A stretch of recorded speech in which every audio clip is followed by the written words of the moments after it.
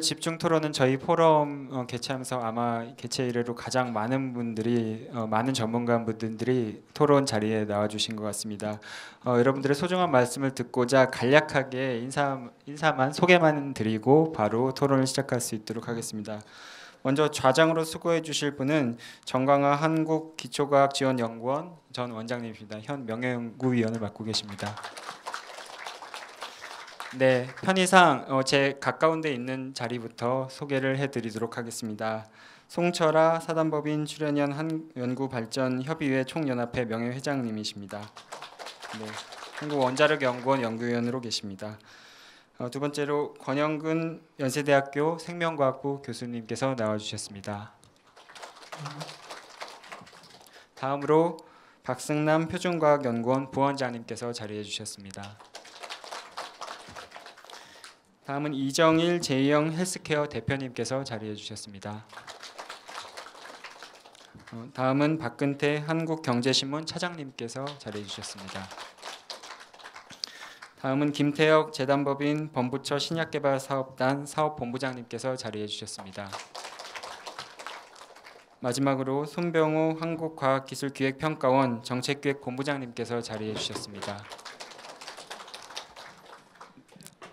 네, 단상이 너무 좁은 관계로 토론자분께서는 좀 조심해 주시고요. 네, 정광화 원장님께서 그러면은 주도해 주셔서 집중 토론을 이어가도록 하겠습니다. 네, 안녕하십니까. 좌장을 맡은 정광화입니다. 오늘 사실 이민영 박사께서 발표하신 이 자료를 이렇게 설명을 듣고 보니까 정말 엄청난 그런 발표를 해주신 것 같습니다. 사실 출연연에 대해서 문제를 속속들이 알고 있으면서 출연연에 있는 당사자들은 차마 말을 못했던 거를 이렇게 그냥 공개적으로 자료로 발표를 해주신 그 용감함에 일단 출연연 출신으로서 이제 감사를 드립니다. 오늘 발표 순서대로 하지는 않고요. 일단 출연연 밖에서 오신 분들 얘기를 먼저 듣고요. 그 뒤에 출연연에서 오신 분들 말씀을 듣고 그리고 맨 마지막에 그래도 좀 종합적인 정책 마인드가 있는 손병호 박사님 말씀을 듣도록 하겠습니다. 그래서 제가 미리 말씀을 안 드렸지만 이정일 박사님께서 제일 먼저 토론을 해주시면 감사하겠습니다. 예. 방금 소개받은 외부에서 온 사람입니다. 예. 외부에서 왔지만 사실 출연연의 사실 제일 큰 고객이지 않을까. 또 수요처이기도 하고요. 또 이 4차 산업혁명이라는 이런 큰 파도의 물꼬는 기술 혁신이 일어나면서 사회 경제적인 모든 분야의 혁신을 수반하는 부분이고 비즈니스 모델의 새로운 창출을 주도하는 거기 때문에 결국은 마켓에서 일어나는 이 비즈니스의 변화가 기술의 혁신을 유도할 수 있는 그러한 차원에서 본다 그러면은 기업에서의 어떤 수요처의 의지와 또 앞으로의 방향이 상당히 출연연에 돌을 던질 수 있는 그런 이 타이밍이 아닌가라는 생각으로 오늘 나왔습니다. 제가 서두가 좀 길었습니다만 그런 수요처의 입장에서 이렇게 보면은 우리나라에 이제 출연연이 도입이 된 지가 이제 거의 50년 정도 됐는데 처음에는 출연연대로의 어떤 각자의 임무와 또 역할 또 거기에 어떤 사명이 상당히 분야별로 상당히 다른 부분을 갖고서 이제 출발을 했다고 생각을 합니다. 그래서 초기에는 그런 부분들의 어떤 갈증과 갈망이 있었기에 어떤 정부나 전체적 국가적인 경제 차원에서 상당히 기대에 부응을 하고 또 거기에 따른 안정적인 어떤 연구 자원의 확보가 우리나라의 어떤 우수한 이 연구 인력들을 해외에서 유치하는 그런 역할을 선도적으로 하지 않았나라는 생각을 합니다. 물론 이제 거기에는 여러 가지의 어떤 베네핏이나 또는 연구 여건이 일반 대학이나 기업보다는 더 안정적이었다라는 차원 때문에 이제 그런 부분이 있었다라고 생각이 드는데요. 어쨌든 이렇게 출발해서 한 50년을 걸어온 동안에 시대가 많이 변하고 또 이 마켓이나 경제가 요구하는 것이 틀려졌음에도 불구하고 그런 어떤 출연연의 연구 방식이나 운영 방식 부분이 크게 변하지 않고 오히려 조그마하게 어떤 좀 약간 커스터마이징 하듯이 운영이 돼서 지금의 이제 또 그런 이 요구점이 다 다르지 않았나라는 생각을 합니다. 그래서 지금 신정부 그 출범과 아울러서 이러한 그동안에 있었던 뭐 이 요구들이 이번 기회에 좀 많이 분출이 돼서 그것이 향후 50년의 출연연의 어떤 좋은 위상을 갖는 그런 계기가 됐으면 하는 생각입니다. 그런 차원에서 제가 두 가지만 말씀을 드리겠습니다. 첫째는 지금 이제 앞에서 발표자가 발표해 주신 내용 중에서 그 운영 방식에 대해서 특히 이제 PBS 중심으로 해서 그 운영 방식에 대해서 많이 말씀하셨는데 저도 뭐 그런 부분에서 상당히 동의를 합니다. 기존에 이제 그 기업체 수요처 입장에서 바라보면은 그 출연연이 기본 연구비하고 수탁 연구비하고 두 가지 부분에서 이 운영이 되다 보니까 결국 수탁 연구비를 확보하지 못하면은 출연연의 인건비나 기타 운영비를 조달할 수 없어서 그런 부분에 대한 그 뭐 갈증이 심하고 또 그거에 따라서 어떤 이 자신들의 임무나 방향성보다는 그런 수탁 연구비 확보 쪽에 더 뭐 암암리에 어쨌든 많이 흐르지 않았나라는 생각이 들고요. 그러다 보니까 마켓을 바라볼 수 있는 여유가 없었던 거라고 생각을 합니다. 그래서 뭐 그분들도 마음속에 1대1로 대화를 해보면은 뭐 그 마켓과 또 앞으로의 오늘 기술 혁신에 대한 이런 부분들을 대비하고 싶은데 현실은 그렇지 못하기 때문에 오는 그런 운영에 대한 부분들 또 뭐 우리 좌장님께서 말씀해 주신 대로 본인들 입으로는 차마 말할 수 없는 그런 부분들이 많이 내재되어 있지 않았나라는 생각이 들고요. 그래서 그런 부분에서 저는 그런 부분들이 전부 기본 연구비화의 율을 높여서 그 안정적인 어떤 그 운영을 할 수 있고 그 대신 뭐 평가 방식이나 또는 그 거기에 대한 임무에 대한 어떤 연구 타켓이나 이런 부분들은 각 고유 기관의 어떤 고유의 그 임무별로 설정을 다시 해야 된다라고 생각을 합니다. 그래서 이제 뭐 그걸 기본으로 다 주면은 뭐 나태해지고 안 너무 안정적이 되고 뭐 또 이런 부정적인 요소보다는 그것을 긍정적인 요소로 바꿔서 운영할 수 있는 시스템을 만드는 거 이게 뭐 과감하게 그렇게 시행을 해야 되지 않나라고 저도 생각을 하고요. 두 번째는 그 지금 이제 모두들 얘기하고 있는 4차 산업혁명이라는 거는 결국 기술 혁신에다가 이 사회 경제적인 모든 부분에 대한 혁신을 더해야만 대처할 수 있는 부분이라고 생각을 합니다. 뭐 이거는 제가 말하기보다는 그 앞서서 먼저 한참 전에 그 아놀드 토인비가 저서에서 그렇게 지금 얘기를 한 걸 제가 봤습니다. 그래서 기술 혁신이 단순히 기술 혁신만이 아니라 그거에 따라서 사회 경제적인 혁신 부분이 수반이 돼야만 새로운 비즈니스를 창출할 수 있는 계기가 생긴다. 자, 그렇게 가기 위해서는 결국은 마켓의 바탕의 그 니즈를 그 고유 임무의 방향성에 투입할 수 있는 그런 어떤 연구 방향의 설정이 좀 필요하지 않나라는 생각이 들고요. 아울러서 그게 요즘에 이제 한참 많이 이제 성과 평가에도 많이 들어가고 있습니다만 사업화에 대한 부분, 즉 연구 결과와 사업화가 연결이 되려면은 결국은 마켓과 연결이 되기 때문에 저는 그 사업화율도 자동으로 높아질 거라고 생각을 하고요. 이런 사업화와 마켓 니즈를 부합시키는 부분의 연구 방향 설정하는 그래서 그 전체적으로 출연연이 본인의 그 임무를 충실히 수행하고 국가 경제의 과학 기술을 선도할 수 있는 그런 출연연이 될 수 있을 거라고 생각이 듭니다. 예, 이상입니다. 네, 감사합니다. 다음 그 어쨌든 기업 출신의 입장에서 사실 기술 혁신 못지않게 사회 혁신 수반이 필요하고 거기다 사업화나 마케팅을 열심히 보면서 출연연이 기본 연구 사업이라든지 수탁 연구 사업을 진행을 해야 될 것이다라는 말씀을 굉장히 조리 있게 말씀을 해주셨습니다. 감사하고요. 다음은 박근태 차장님.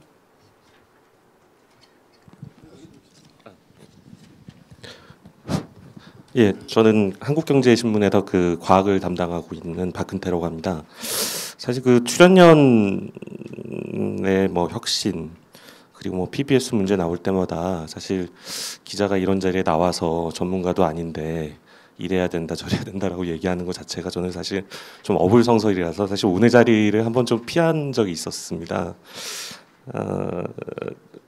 왜냐하면 사실 그 언론 외부의 어떤 평가 그다음에 외부에서는 우리를 어떻게 바라보는가만으로도 굉장히 건전한 저는 문화라고 보고 있고요. 하지만 그런 그 건전성 차원을 떠나서 사실 우리나라 언론들이 과연 과학기술 정책에 있어서 출연연 정책에 있어서 과연 일관된 측면 어떤 철학들을 던져줬는가에 대해서는 사실 그 업계에 종사하는 저로서도 굉장히 부끄러운 면이 많습니다. 무슨 일이 있을 때마다 출연연이 피해자가 돼야 되고 정권이 바뀔 때마다 개편 얘기가 나오면서 뭐 위기감에 빠지는 모습들을 지난 10여 년 가까이 보아오면서 사실은 그 부분에 나팔수 역할을 했던 부분이 언론이 있었던 부분들도 좀 있거든요. 사실은 오늘은 뭐 제가 뭐 PBS가 어쩌고 뭐 이렇고 저렇고는 제가 말씀드리긴 좀 어렵고 다음 도약을 위해서 그러면 다음 전환을 위해서 새로운 뭐 미래를 향해서 지금 이제 외부에서 보는 지금의 출연료는 어떤가 정도까지만 제가 말씀드릴 수 있을 것 같고요. 사실 전적으로 이건 저의 개인적인 의견이고 저는 사실 그 과학기술부 때부터 사실 출연연 과기부를 출입해 왔고 교과부 뭐 미래부까지 왔지만 사실 15년 기간으로 50년 출연연의 역사 그다음에 누적되어 온 어떤 그 정책적인 어떤 그 철학을 다 말씀드리기 어렵기 때문에 사실 굉장히 좀 부담스러운 측면이 있습니다. 그래서 전적으로 이건 제 개인적인 의견으로만 좀 생각해 주시면 좋겠습니다. 일단 뭐 오늘 주제 중에 가장 뭐 부제로 나온 포스트 PBS라는 측면을 사실 언론들도 좀 다뤄왔지만 사실 이것도 전면적으로 다루기 어려운 부분들이 좀 있었습니다. 왜냐하면 PBS 도입 초기에 좋은 취지로 경쟁성을 도입하고 내부에 어떤 활기를 주기 위해서 도입했던 또 긍정적인 측면이 있었기 때문에 사실 뭐 이게 좋다 나쁘다라고 얘기하기는 저희 입장에서는 되게 좀 어려운 부분이 있었습니다. 하지만 지금 보면 그 PBS가 그 연구자들이 연구하는 문화 즐겁게 연구하고 자유롭게 연구하는 부분을 떨어뜨린다고 한다면 사실 뭐 바꾸셔야 된다고 저는 보고 있습니다. 그리고 그 어떤 식으로 바꿀 것인가는 사실 과학기술계 내에서 결정을 하셔야 될 문제라고 보고 있고요. 사실 뭐 언론이나 외부의 어떤 입장에서 사실 뭐 PBS가 있건 축소되건 확대되건 사실 가장 중요한 건 연구자들이 현장에서 일하는 문화가 자리 잡고 또 자유롭게 일하는 문화가 자리 잡으면 저는 그 어떤 제도가 도입되던 간에 그 도입 취지는 충분히 살릴 수 있다고 저희는 보고 있습니다. 사실 그래서 그 PBS의 변화가 필요하다면 제가 봤을 때는 출연연 연구자분들께서 스스로 제가 알기로는 그 연구소별로도 다 문화가 서로 다르고 어떤 쪽은 출연금이 높고 어떤 쪽은 수탁과제가 높아야 되는 쪽이 있는 걸로 알고 있습니다. 사실은 그걸 어떤 획일화된 기준으로 출연연 표준화를 이룬다는 건 사실 말이 안 된다고 보고 있고요. 그 부분들이 만약에 획일화됐을 때 오히려 감내해야 되는 부분이 훨씬 더 많다라는 측면은 저희들도 알고 있습니다. 사실 그래서 그 해답은 사실 연구회와 출연연 25개 출연연 분들이 머리를 맞대서 좋은 방법을 만들어 주셨으면 좋겠다는 생각이 듭니다. 오늘 아까 나온 그 얘기 중에 출연연의 역할이 모호해졌다라고 얘기하지만 저는 뭐 기자로서 국민으로서 그 출연연이 이랬으면 좋겠다 이런 분명한 목표가 있다라는 분명한 생각을 갖고 있습니다. 가장 먼저는 우리 국민들이 해결하기 어렵고 국민들이 어려움을 받고 있는 문제들 최근에 다시 AI가 다시 시작이 됐고요. 2년 전에는 메르스 사태가 존재를 했었고 그 다음에 각종 지진 재난재해에 있어서 국민들이 불안감을 갖고 있습니다. 또한 우리 에너지 문제에 대한 막연한 불안감도 당연히 지금 나오고 있고 미세먼지 문제는 굉장히 풀어야 될 숙제입니다. 저희는 국민들은 아마 이런 문제를 앞서서 나서주는 그 과학자들 그 70년대 그 공상과학 영화에서 모든 걸 해결해주는 과학자들을 보고 성장했던 40대 저 같은 사람들은 아마 그런 문제들 우리가 어려웠을 때 도움을 주는 과학자들이 있는 곳이 출연연이라고 생각하기 때문에 저는 사회 문제 해결이라고 하는 부분은 출연연의 굉장히 분명한 미션이라고 생각합니다. 또 하나는 어쨌든 오늘 4차 산업혁명 얘기도 나오셨지만 사실 4차 산업혁명이라는 게 지금 제대로 쓰이고 있는 건지는 잘 모르겠습니다. 저는 뭐 4차 산업혁명이라는 말을 쓰는 대신에 최근에 미국 같은 경우는 다파나 NIH에 이어서 나사도 중소기업 기술 이전 사업을 본격화했다라는 얘기를 스테피모 박사한테 오늘 들은 적이 있는데요. 그런 우리나라의 중소기업들이 경쟁력을 가질 수 있는 기술 이전에 대해서 신경을 써주셨으면 좋겠습니다. 사실 뭐 이렇다고 천문연구원에서 기술 이전을 해달라는 얘기는 아니고요. 사실은 우리 중소기업들이 새로운 사업 아이템을 발굴하고 기존의 사업 경쟁력을 유지할 수 있도록 뒷받침을 해주는 것이 사실 출연연이어야 된다고 저는 생각합니다. 또 하나는 과학자들의 입장에서 대학에 교수로 재직하는 과학자가 아니라 출연연에 재직하는 젊은 과학자들을 위해서 창의적 연구도 지원해야 된다고 저는 생각합니다. 자유롭고 창의적인 연구도 일부 지원해야 된다고 생각합니다.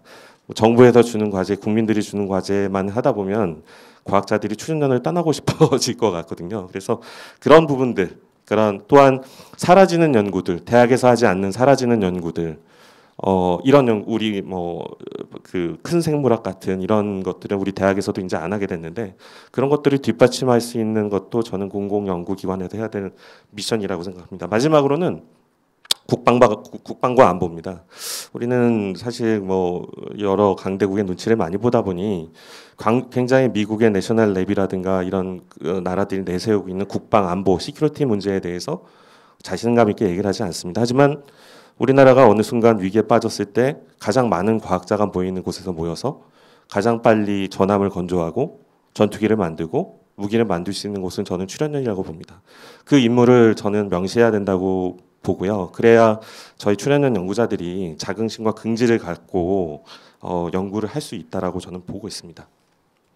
전 그간의 그 출연연 문제들에 있어서 그 두 가지 측면에 그 문제가 있었다고 봅니다. 하나는 정부가 출연연에 분명한 미션을 주지 않았다. 그러다 보니 PBS를 해서 임금을 만드는데 급급했고 단기 연구에 를 할 수밖에 없는 상황에 처했다. 이 문제는 저는 정부가 출연연에 분명한 미션을 주지 않았다고 봅니다.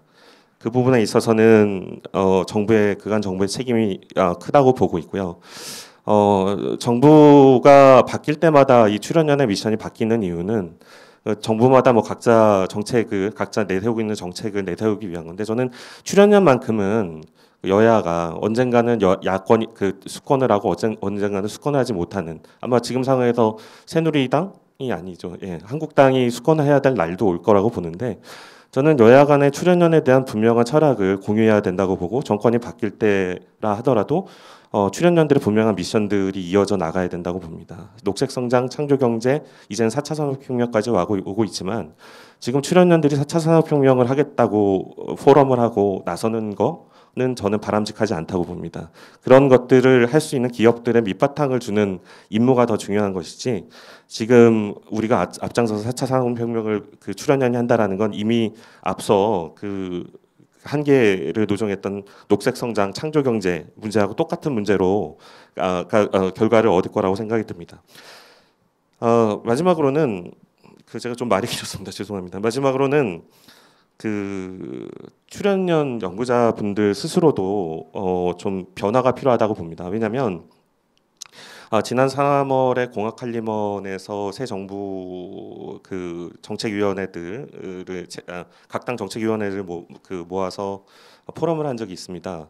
거기에는 출연연의 민영화가 얘기됐었고요. 그 다음에 소임을 다한 출연연의 출구 전략이 필요하다는 얘기까지 나왔습니다. 사실 그거는 특정 산업계나 공학계 분들의 입장이라기보다는 아마 그 부분에 있어서 공감을 하는 사람들이 있다는 거는 그간에 아마 출연연이 국민들에게 아직 뭔가를 좀 덜 보여주셨기 때문이라고 분명히 생각이 들고요. 사실은 아까도 얘기했지만 정부 미션을 정확히 주지 않았기 때문에 생겼다라고만 또 판단을 하시면 좀 그건 너무 본인들 방어를 하시는 것 같아서 사실 자체적인 문제도 꽤 많습니다. 한 예를 들어서 보면 사실 기자들의 입장에서는 출연연의 성과를 가장 먼저 볼 수 있는 사람들임에도 불구하고 사실 지난 25개 출연연들이 무엇을 했는지 어떤 연구소는 굉장히 열심히 한 것 같은데 어떤 연구소는 전혀 뭘 했는지 알 수 없는 연구소가 많습니다. 어떤 부분은 기관장 홍보가 연구소 홍보라고 착각을 하신 기관장님들도 계시고 그러다 보니 오히려 연구 성과를 더 많이 알리셨어야 되는데 기관장님 인터뷰만 나오고 그 연구소는 무엇을 하는 연구소인지 모르는 경우들도 많았고요. 그러다 보니 사실은 뭐 홍보 조직이나 전반적인 연구 조직 자체도 위축돼 자기들의 연구 성과를 어떻게 알려야 될지 방법을 잃어버린 것 같습니다. 2007년을 마지막으로 사실은 그런 방법을 많이 잃어버리셨던 것 같은데, 저는 그 대전 지역에 주로 출연연들이 많이 계시지만 이건 대전 지역의 출연연이 아니라 대한민국의 출연연이라고 보고 있고요. 일단 어쩔 수 없이 서울에 많은 언론사가 있으니까 출연연 원장님들이 경영인의 마인드가 되셔서 서울의 기자들을 좀 많이 만나주셨으면 좋겠어요. 김영란법 때문에 밥 안 사셔도 됩니다. 그냥 연구 성과를 잔뜩 들고 오셔서 기사를 써보자라고 하신다면 많은 기자들이 좋아할 겁니다. 여기 젊고 패기 넘치는 젊은 과학 기자들이 많이 있기 때문에 그런 것들을 좀 같이 만들어서 국민들에게 공감대를 얻어 나가는 게 좋지 않을까라는 생각을 해봅니다. 네. 그리고 마지막으로는 정부에서 출연연의 미션을 줄 때 정부 관계자가 계실지 모르겠지만 많은 연구자분들이 얘기하셨던 것 같습니다. 10년, 15년의 큰 그림을 연구자들이 기획을 하고 정부가 그걸 가져가서 예산을 주고 예산 관리만 하고 연구 관리는 연구자들이 하는, 이게 사실 지금같이 그 연속성이 떨어지는 이런 문제들을 좀 극복하는 그 부분이 되지 않을까 생각을 좀 해봤습니다. 예, 긴 시간 너무 길게 말씀드려 죄송합니다. 네. 예, 감사합니다. 사실 뭐 출연연에 대해서 사실 말씀하시는 거 들으니까 굉장히 많은 애정을 가지고 계신다라는 것을 절감할 수 있었습니다. 출연연의 기본 미션에 대해서 정확하게 말씀을 해주신 것 같습니다. 공공연구기관으로서. 그리고 정부에 대한 얘기도 하고 그다음에 일반이 출연연을 어떻게 보고 있는가라는 면에서도 말씀을 해주셨고요. 그래서 사실 출연연 연구자들 스스로도 변화하면서 좀 더 자기 자신을 알리는데 노력을 많이 해야 되겠다라는 것을 저 스스로도 많이 느끼도록 했습니다. 감사하고요. 다음에 우리 김태억 본부장님께서 말씀해 주십시오. 네, 안녕하세요. 그 범부처 신약개발사업단 사업본부장 김태혁입니다. 근데 사실 제가 드릴 말씀은 그 범부처 신약개발사업단하고는 관계가 없고요. 사실 저도 그 한 5년, 6년 전, 7년 전쯤에 그 대전에서 오랫동안 근무를 했습니다. 연구개발특구진흥재단이라는 데서 근무를 했었는데요. 그때 이제 출연연을 비교적 가까이에서 본 소감을 가지고 말씀드리는데, 기본적인 건 뭐 국민 일반의 관점이라고 해도 좋을 것 같습니다. 그래서 세 가지 말씀드리고 싶은데요. 어느 때인가부터, 그러니까 그 아까도 말씀이 나왔지만 출연연의 고유한 미션을 가졌던 때가 있어요. 70년대, 80년대, 뭐 90년대까지는. 근데 90년대 이후 후반으로 넘어오면서 2000년으로 넘어오면서 중소기업 지원을 해야 된다, 뭐 이런 얘기가 강하게 이제 들렸었고요. 그 다음에는 기술 사업화해야 된다. 기술 사업화가 출연연의 주요한 미션 중에 하나다. 뭐 이런 얘기가 있었습니다. 근데 사실 저는 이건 말이 안 되는 소리라고 생각해요. 왜냐하면 출연연이 개발하고 있는 기술 이전 사업화를 하거나 뭐 중소기업을 지원해 주려면 해당 기업이 그 기술을 수용할 수 있는 수용 능력이 있어야 되는데 사실 맞지 않거든요. 출연연의 기술을 수용할 수 있는 건 대기업 혹은 글로벌 기업이 아니면 사실 그 정도 사이즈, 그 정도 그 디스럽티브한 기술을 받아들이기 매우 어렵습니다. 그런데도 불구하고 왜 자꾸 출연연한테 중소기업 지원 혹은 기술 사업화를 요구하게 됐을까? 저는 그게 출연연의 고유한 미션이 자꾸 약해지기 때문이 아닌가라는 생각을 해봤고요. 이게 그러면 자연스럽게 두 번째 이제 문제로 넘어갑니다. 예전에는 그 이제 조직화된 대형 연구기관이 별로 없었습니다. 우리나라의 과학기술이 그렇게 그 잘 성숙돼 있지 않은 상태였기 때문에. 근데 이제 세월이 지나면서 대학에서 연구 기능이 강화됐고, 그 다음에 기업 연구소도 뭐 R&D 투자금으로만 따져도 이미 기업 연구소가 그 국가 R&D 규모를 넘어서고 있죠. 그 다음에 또 하나가 이제 산업부를 중심으로 해서 이걸 뭐라고 정확히 부르는지 잘 모르겠는데 전문기술연구원이 만들어졌어요. 그러면 대학, 출연연, 전문연 기업위원 이 중에서 출연연이 차지하는 고유한 역할이 도대체 뭐냐? 저는 이 발제문을 보면서도 그게 뭐냐가 명확하지 않다라는 생각이 들어요. 그러다 보니까 방금 전에 이제 말씀하신 것처럼 출연연이 소명을 다했기 때문에 엑시트 전략을 마련해야 되는 게 아니냐라는 문제 제기가 정말 자연스러운 게 아닌가라는 생각이 들고요. 이거는 정부한테만 요구해서 해결될 문제가 아닌 것 같다. 출연연 스스로도 나의 고유한 역할이 뭐냐라는 걸 심각하게 고민해야 되는 게 아닌가라는 생각이 들고요. 또 하나는 그 출연연의 고유한 위상 역할 관련해서 이제 얘기를 하다 보면 사회문제 해결형이라는 얘기가 나와요. 그런데 이것도 한번 또 진지하게 깊이 있게 좀 고민해 봐야 되는 문제가 아닌가 이런 생각이 들거든요. 그 여기서 말하는 사회문제 해결형이라는 게 뭐냐면 제가 생각 사람마다 다 퍼스펙티브가 다르기 때문에 다른 해석이 가능하겠지만 저는 시장 기제로 해결되지 않는 시장에서 바로 리워드가 나오지 않는 그래서 시장 기능만 맡겨놔서는 해결되지 않는 그런 과제들을 우리가 사회문제 해결형이라고 생각하는데 대표적인 게 뭐 말씀하신 것처럼 국방, 에너지, 미세먼지 같은 거, 대기 환경 이런 것들은 충분히 사회문제 해결형이라고 얘기할 수 있고 그런 그 일관된 목적을 위해서 거대하게 조직화된 연구가 필요하다고 생각해요. 근데 그거 이외에 어떤 게 있느냐? 그게 정확하게 디파인되지 않는다면 출연연의 미션을 확립하는 건 어렵지 않겠나 이런 생각이 들거든요. 아까 말씀드렸던 뭐 사업화라든가 기술 기업 지원 이런 것들은 전문으로 넘어가거나 기업 연구소가 그 담당하게 하는 게 훨씬 더 자연스럽고 효율적인 겁니다. 저는 그렇게 일단 생각하고요. 그다음에 이제 그러다 보니까 사실 PBS보다 더 중요한 게 출연연의 이제 미션, 역할, 정체성 이걸 확립하는 게 정말 중요한 문제가 아닌가 이런 생각이 들고요.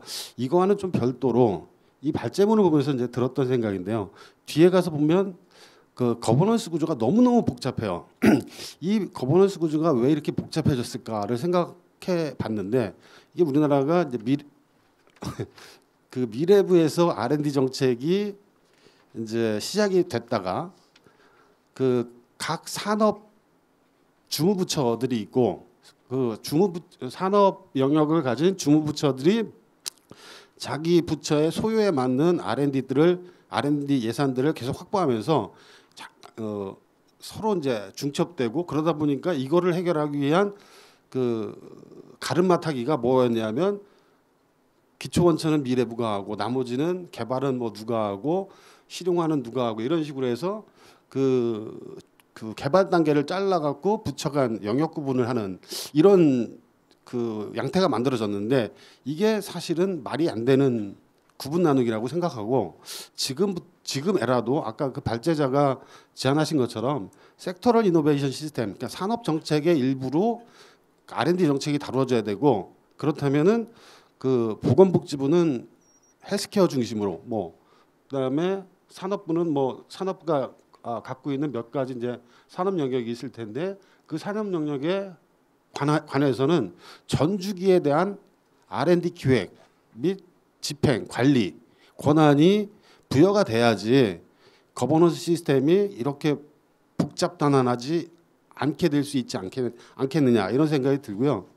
만약에 이런 식으로 부처별 전주기 R&D 정책이 만들어진다고 한다면 국가심의나 이런 혹은 기재부나가 담당해야 할 역할은 중복성 제거나 이런 게 아니라 어차피 이렇게 되면 중복 R&D가 있을 수밖에 없는 거예요. 그러면 중복 R&D의 시너지 연계 효과 이런 것들을 창출할 수 있는 방향으로 정책 조정하는 거 이 정도 하면 지금보다는 훨씬 더 심플한 과학기술 거버넌스 구조가 만들어지지 않을까 이런 생각을 해봤습니다. 예, 일단 여기까지 말씀드리겠습니다.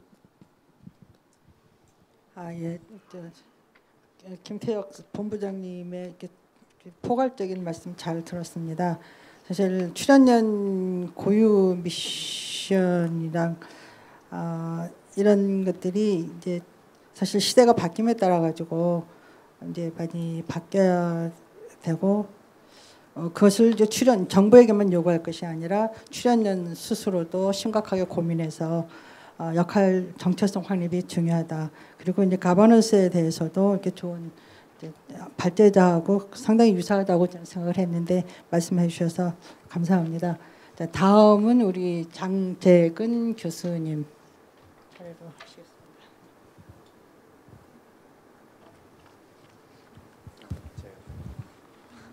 예, 저는 연세대학교 권영근입니다. 사실 그 출연료는 그 과학기술자 즉 연구자가 중심이 되는 그런 사회인데 그에 대한 혁신에 대한 얘기가 지속적으로 나온다는 것은 우리 연구자들이 국민 세금을 쓰고 그게 걸맞지 않는 성과를 내지 못했구나 혹은 또 많은 고민을 하지 못했구나 하는 그런 생각들을 갖게 됩니다. 그는 출연료뿐만 아니라 우리나라 과학기술계의 얘기라고도 생각이 되고요. 하지만 사실 지난 한 20년 동안 우리나라 과학계가 지금도 열심히 정말 연구하고 그렇게 노력은 하고 있어요. 노력을 하고 있는데 이제 시기적으로 보니까 또 글로벌 경쟁도 심해지고 하다 보니까 조금 성과 자체가 부족한 점이 있습니다. 근데 아마 우리 여러분 자식을 키워봐도 생각이 되겠지만 공부를 잘하는 애는 가만히 놔둬도 옆에서 도와주면 잘해요. 근데 조금 못하게 되면 막 간섭이 들어옵니다. 야 이것도 안 되고 너 이렇게 하지 말라는 것도 많고 또 이런 걸 해보라는 거. 그렇게 되면 그 학생이 그 자식이 공부를 또 잘하게 되느냐, 뭐 잘하게 될 수도 있지만 또 오히려 나빠지는 경우도 굉장히 많아요. 근데 우리 이 지금 출연료는 대부분이 박사 아니면 석사입니다. 그 중에서도 굉장히 평가를 통해서 굉장히 유능한 분들이 와서 일하는 곳이 출연연이에요. 그런데 왜 이런 집단들이 지금 어떻게 보면 혁신의 대상이 되어 있는지 이런 걸 한번 생각을 해보면 결국은 과학자 스스로의 노력도 부족했겠지만 결국은 이 출연연이 결국 과학 중심의 사회가 되지 않았다라는 그런 걸 반증할 수 있습니다. 한편으로는요. 관료화되었거나 아니면 굉장히 많은 간섭 속에서 자율성이 없어진 집단으로 우왕좌왕하도록 만들어버린 그러한 것들이 어떻게 보면 출연연 스스로의 과학자 중심 또 과학자의 신뢰와 안화가 떨어진 그런 형태로 되어버린 것 같아요. 그래서 우선 저는 이 비과학계에 계신 분들이 행정적으로 간단하게 과학자 사회를 바꾸려고 하는 생각부터 저는 고쳐야 된다고 생각합니다. 예를 들면 A라는 연구 주제를 가지고 출연연에 들어왔는데 조금 지났다는 B라는 연구 주제를 하고 나는 기초연 원천을 가지고 들어왔는데 실용화라는 주제로 바꾸고 또 뭐 조금 못하니까 기업을 도와주라고 하고 한번 연구라는 섹터를 한번 해보면 하루아침에 그렇게 바뀌어지는 게 아니에요. 저희들 저 자신의 연구 분야를 바꾸는 것도 엄청난 노력과 고민이 필요해요. 그것도 전 세계에서 탑에 있는 누구도 안 한 연구를 해야 되는데 그런 연구를 하루아침에 돈 좀 줄 테니까 바로 바꿔서 하라. 그리고 성과 내라고 하는. 이건 어떻게 보면 과학자에 대한 인식 자체가 잘못되었다고 볼 수 있습니다. 그래서 우리는 지금부터 앞으로 지금 우리가 계획을 통해서 가는 것들은 앞으로 5년, 10년의 후를 내다보는 장기적 관점에서 성과를 중심으로 하는 그런 체제 변환에 대한 그런 시스템 변화를 생각해야지 오늘 당장 출연연 우리가 혁신 시스템을 만들어서 내년 그 다음에 어떤 성과가 나올 걸 기대해서는 안 된다고 생각합니다. 그래서 일단 연구자에 대한 근본적인 어떤 속성에 대한 이해를 사회가 좀 해주셔야 된다는 거고 두 번째는 이런 걸 하기 위해서 저도 출연연 평가를 상당 동안 오랫동안 많이 했습니다. 우선 제일 먼저 바꿔야 평가 시스템을 없애든지 아예 평가를 하지 말든지 아니면 기존에 있는 평가 시스템을 대대적으로 고쳐야 됩니다. 오히려 그 평가를 한다는 것은 뭔가 좀 잘못한 걸 도와줘서 잘하도록 만드는 그런 방향에 가야 되는데 지금은 기관 전체에 대한 기관 평가라든가 그것도 뭔 평가냐 경영 평가가 있어요. 연구를 잘하는 대로 연구가 잘하면은 모든 것이 용서되는 거야지 경영을 평가해요. 연구자 중심이 아닌 사회입니다. 결국 출연연이. 그리고 두 번째는 매년마다 연구원들을 평가를 해가지고서 올해 잘하면 1등급, 1, 2, 3, 4, 5등급 월급을 차이 주고 이렇게 해요. 연구라는 게 하다 보면 5년 후에 좋은 결과가 나올 수도 있고 그렇지. 어떻게 매년 동안 평가해서 그 사람 샐러리를 달리 줍니까?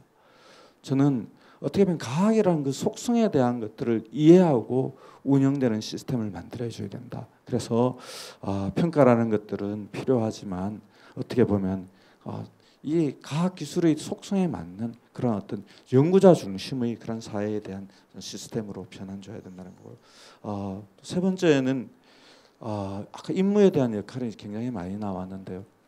임무가 너무나 자주 바뀝니다. 평가를 해보면 제가 한 몇 년 전에 평가 시스템이 완전히 바뀌어요.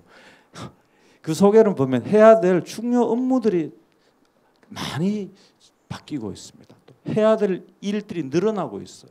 이런 상황에서 제한된 인원이 또 어떻게 나는 이 임무로 이 직장을 들어왔는데 그 과학자가 이렇게 바뀌어줄 수 있느냐?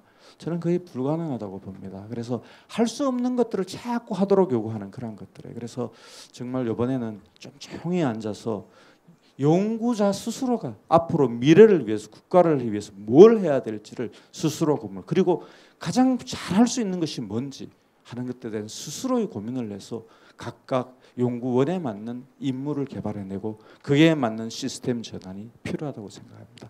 그리고 마지막으로 변화는요. 그러면 있던 분들을 다 내보냅니까? 내보낼 수가 없잖아요. 저는 그분들에 대해 명렬한 출구 전략을 만들어줘야 시스템 변화가 있다고 생각합니다. 결국은 뭐냐면 돈을 주는 정부든 또 그거를 또 자꾸 뭐라고 하는 국회든 그리고 또 언론도 마찬가지고 좀 기다려줘야 된다고 생각합니다. 변화는 특히 이 과학기술계의 변화는 연구를 동반하기 때문에 상당한 시간이 걸리기 때문에 그 과정을 좀 지켜봐주고 도와주는 입장에서 변화를 도와주는 방향에서 일해야 된다고 생각을 합니다. 그래서 저는 앞으로 우리 출연연이 지금도 사실을 과학기술계보다 또 우리 산업계 이쪽에서 나온 인력들이나 또 많은 서로 도움을 실제로 기업하고 대학하고 하고 있어요. 그래서 그러한 것들을 눈에 보이는 큰 뭐 것들이 어느 한 곳에서 나온 걸로 바로 되어지지 않았다고 해서 저는 그렇게 불필요하거나 또 문제가 있는 집단이라고 생각하지 않습니다. 그래서 좀 같이 애정을 가지고 지켜봐 주시면 분명히 새로운 우리 산업 시대를 여는데 크게 기여를 할 거라고 생각합니다. 감사합니다. 예, 네, 권영근 교수님 참 출연연 있는 직원들이 딱 듣고 싶어하는 말씀을 해주신 것 같습니다. 예, 감사하고요. 다음에 우리 이제 출연연 출신으로서 송철화 전 뭐죠? 뭐 아무튼 길어요. 여기 써 있는 거 보시고 네, 회장이십니다. 예, 안녕하십니까. 연총 명예회장 송철화입니다. 지난 몇 년간 연총의 그 간부로서 역할을 해온 바 있고요. 이제는 뭐 회장직을 마치고 명예회장이라는 이름을 가지고 이렇게 동료들과 함께 고민하고 있습니다. 저희 연총은 출연연의 그런 중진 연구원들이 자발적으로 모임을 형성해서 우리 공공부문의 유일한 과학기술 혁신 주체인 출연연이 어떻게 나아가는 것이 옳은지에 대한 의견을 도출해서 정부, 국회 등 유관 단체 의견을 전달하는 그런 역할을 맡고 있습니다. 저도 30여 년째 연구 현장에서 이런저런 뭐 연구자로서 또 연구 책임자로서 또는 뭐 국가의 전문위원이나 국가연구개발 상위평가 분과위원장 뭐 등등 여러 가지 역할을 하면서 다양한 형태의 고민을 해온 바 있고요. 오늘 우리 이민영 박사님이 제시하신 뭔가 새로운 시대, 뭐 제4차 산업혁명 시대라고 칭하죠. 뭐 거기선 더 이상 기존의 체제 가지고는 곤란한 거 아니냐. 뭐 그거를 또 포스트 PBS 체제라고 얘기한다면은 그거와 두 가지를 연계해가지고 출연연 연구자 입장에서 몇 말씀을 드리고자 합니다. 대체적으로 앞으로 다가올 시대에는 이와 같은 체제로서는 곤란하다는 거, 뭐 또 공감을 하고 있습니다. 그를 위해서 문제가 된다라면 과감하게 고쳐야 되는 것 중에 PBS가 있지 않느냐라는 거에 대해서 공감을 하고 있습니다. 제가 뭐 곳곳에서 토론에 나갈 때마다 우리 출연연구 기관은 또 출연연 종사자는 두 가지 족쇄를 차고 있다라고 얘기를 하고 있습니다. 그 하나가 공은법의 적용을 받고 있는 것, 또 다른 하나는 PBS 제도 적용을 받고 있는 것입니다. 그래서 우리 스스로의 어떤 자발적인 혁신 의지가 있더라도 꼼짝달싹할 수 없는 게 우리 현재 과학기술 출연연구기관의 문제입니다. 그 중에서 특히 예산 지원과 관련되는 PBS 문제는 굉장히 심각합니다. 제가 80년대 초에 민간 부분에서 엔지니어로 일할 때 그 당시 플랜트 수출 건설 프로젝트가 문제가 많을 때 정확하게 내부적으로 PBS가 제도가 적용이 되었습니다. 한정된 재원을 가지고 프로젝트를 성공률에 맞추기 위한 리소스 분배하는 측면에서는 굉장히 좋다는 것입니다. 인적 자원, 물적 자원을 분배하는 측면에서 굉장히 좋지만은 리서치 분야 이런 걸 적용한다는 건 참으로 숙강스러운 거다라는 기본적인 특성부터가 크게 잘못되었다. 뭐 그렇지만은 지난 20년 동안에 어떻게 운영이 되어 있는지를 한번 살펴보면은 참으로 어렵기 짝이 없습니다. 요즘 많은 그런 비난을 받는 것이 지적을 받는 것이 혁신적인 연구 성과가 나오지 않는다. 그런 연구 성과는 다 분야가 통합해서 연계해서 나올 수밖에 없는데 그래서 가장 필요한 것들이 개방성과 유연성인데 우리 출연연 현장은 절대 개방성과 유연성이 발현이 될 수가 없습니다. 이 자리에 많은 전현직 우리 출연기관장님들이 계십니다. 아무리 우리 훌륭한 그분들을 모셔봤자 그분들이 3년이라는 짧은 임기 동안에 하실 수 있는 일이 없습니다. 이미 다 프로젝트 위주로 짜여진 틀이 진행되는 걸 쳐다보시면서 몇몇 사람들은 보직을 바꾸는 것 말고는 별로 하실 게 없다는 게 제 과감한 그런 평가입니다. 그처럼 굉장히 얽매여 있다. 아무리 우리가 혁신의 의지가 있더라도 바꾸는데 참으로 한계가 있는 시스템이고 그의 가장 큰 근본적인 문제는 PBS라는 것입니다. PBS 제도를 위해서 기관 간의 경쟁, 또 연구 그룹 분야 간의 경쟁, 기관 또 같은 그룹 내 동료 간의 경쟁만 있을 뿐입니다. 연구를 위한 프로젝트가 아니고 프로젝트를 위한 프로젝트를 개발하는 게 현실인 것입니다. 당연하게도 국민과 국가가 기대하는 그런 혁신적인 성과가 나오기 참으로 어려운 구조가 되는 것이죠. 이런 측면에서 우리 이민영 박사님이 발제하신 내용은 대체적으로 다 공감을 하는 그런 내용이 되겠습니다. 그럼 다가올 우리 4차 산업혁명이 무엇인가 한번 생각해 보면은 뭐 다양한 해석들이 있는 것을 알고 있습니다만 제가 생각하는 것은 몇 가지 변화의 속도가 무지하게 빠르다. 또 전문성에 기반한 그런 변화여야 된다. 또 다양한 형태들이 연결이 되어 있다. 영역이 고유의 영역이라는 것이 이제 없다. 뭉치지 않으면 얻을 수 있는 것이 없다. 등등이 그런 우리 4차 산업혁명을 특징 지어주는 주요 키워드입니다. 이런 시대를 우리가 맞이하면서 기존의 질서를 가지고 대응할 수 있는가라고 물어본다라면은 정부든 정부 우리의 R&D 시스템이든 출연연 현장의 우리들이든 다 그것은 불가하다라는 것입니다. 각 변화의 주체, 혁신의 주체, 주체가 아니라 대상이 우리 모두여야 된다는 것입니다.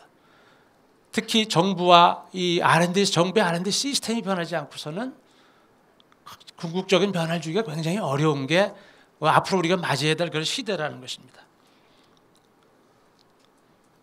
공공부문 R&D 체제에 어떤 선순환적인 혁신을 필요로 한다라고 얘기를 했습니다.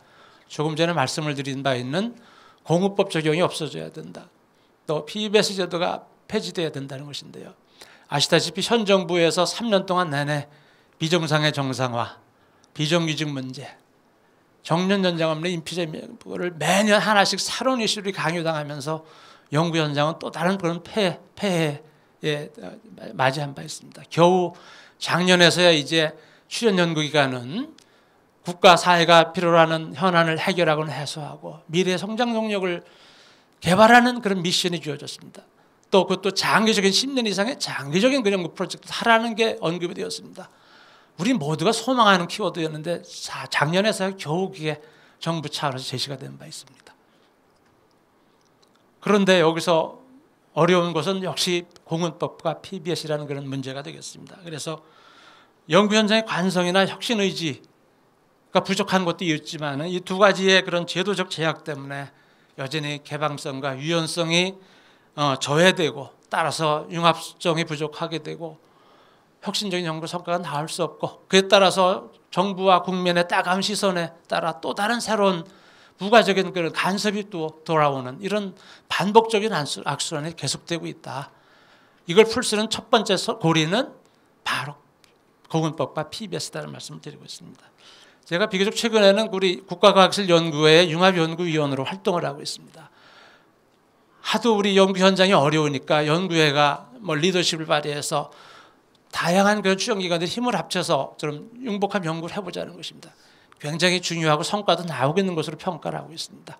근데 거기에 참여하고 있는 연구 인력들이 고민하는 가장 첫 번째가 뭐냐면은 이 연구단 사업이 맞춰지면 난 돌아가서 어떡하지? 라는 것입니다. 일부 연구원들은 PBS 제도를 선호하고 있습니다. 그 이유가 뭐냐면은 1개인이 5개에서 7개의 과제를 참여하면서 그냥 굴러가는 것입니다. 나 개인은 그냥 거기서 굴러가는데 묻어가지고 있으면 되는 그런 편안한 존재가 어느 정도 된 것입니다. 프로기는 멜팅 팟이 되어버린 것입니다. 우리 대다수의 연구원들은. 이런 시스템을 그냥 즐기고 있는 자들도 우리들 중에 일부는 있습니다.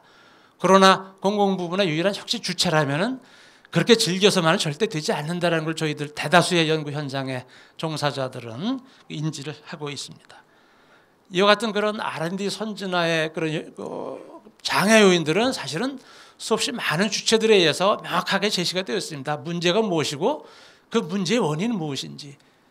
비교적 최근에 예를 들면은 ADL 보고서나 민간발전위원회 보고서 2010년도에 나온 보고서입니다.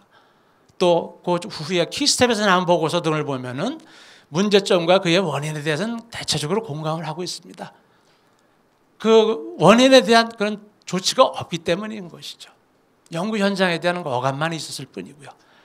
지금이라도 이제는 그 근본적인 원인이 무엇인지를 다시 한번 되돌아보고 그걸 제거하는 노력이 우선되지 않으면 참으로 어렵겠다. 그를 위해서는 먼저 R&D 철학의 회복이 우선돼야 되겠다. 투자의 장기성, 성과의 불확실성 등과 관련된 두 가지 요소를 고려하지 않는 어떤 과학기술 정책도 무의미하다는 것입니다. 이 두 가지 정책은 미국, 독일이 이미 오래전에 채택을 한 바 있고 일본도 2015년도에 채택을 했습니다. 그래서 프로젝트의 주기를 5년, 7년 또는 그 이상의 그런 장주기의 그런 연구만을 하도록 시스템을 바꾸었습니다. 왜 우리는 언제까지 이와 같은 문제점을 외면만 하고 있어야 될까요? 스스로가 혁신 주체인지 대상인지에 대해서 분명히 인식을 할 필요가 있겠다라는 것입니다. 또 모든 과학기술 정책은 지속 가능해야 된다는 것입니다. 정권마다 반복되는 3년짜리의 그런 R&D 속도전, 신경제계획 이런 걸 가지고는 절대 우리의 미래가 담보가 될 수 없겠죠.